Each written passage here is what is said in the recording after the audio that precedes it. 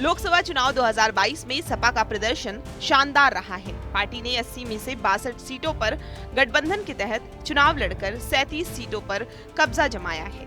खुद अखिलेश यादव भी कन्नौज से सांसद चुने गए हैं। लोकसभा चुनाव में शानदार जीत हासिल करने के बाद अब उन्होंने केंद्र की सियासत करने का मन बनाया है और इसी के तहत उन्होंने विधानसभा में नेता प्रतिपक्ष के साथ साथ मैनपुरी की करहल विधानसभा सीट से इस्तीफा दे दिया है। वैसे अखिलेश यादव ने इससे पहले 2022 के विधानसभा चुनाव के दौरान भी इस्तीफा दिया था, लेकिन उस दौरान वो आजमगढ़ से सांसद थे और मैनपुरी की करहल विधानसभा सीट से विधायकी का चुनाव जीते थे, जिस करहल सीट से उन्होंने इस बार इस्तीफा दिया है। 2022 में अखिलेश यादव ने साल 2000 के बाद पहली बार खुद को यूपी में विपक्ष के सबसे बड़े नेता के तौर पर स्थापित करने के लिए नए सफर की शुरुआत की थी।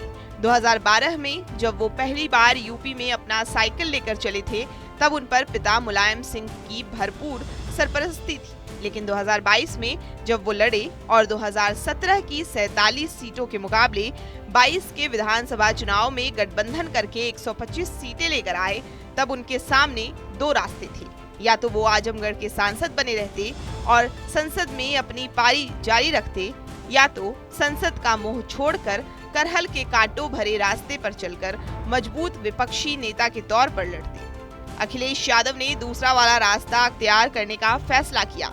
संसद के गलियारों से गुजरते वक्त दरो दीवार को निहारते नजर आए। वो जानते थे कि अब वो उस राह पर हैं जहां उनका सीधा मुकाबला बीजेपी से है। वो संसद के गेट पर पहुंचे, यहाँ भी वही खामोशी, वही मुस्कान।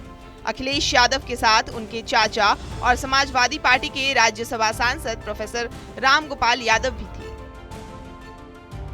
उस वक्त अखिलेश यादव ने उत्तर प्रदेश में समाजवादी पार्टी को खड़ा करने और पार्टी कार्यकर्ताओं का मनोबल बढ़ाने के लिए प्रदेश की राजनीति में रहना उचित समझा और उत्तर प्रदेश की विधानसभा में नेता प्रतिपक्ष के पद रहते हुए महज 2 सालों के अंदर अपना टारगेट पूरा करने के साथ साथ पिछले कई चुनाव में मिल रही हारों के कारण लगे फेलियर का टैग भी हटाने का काम किया है और लखनऊ से दिल्ली तक पार्टी को मजबूत भी किया है।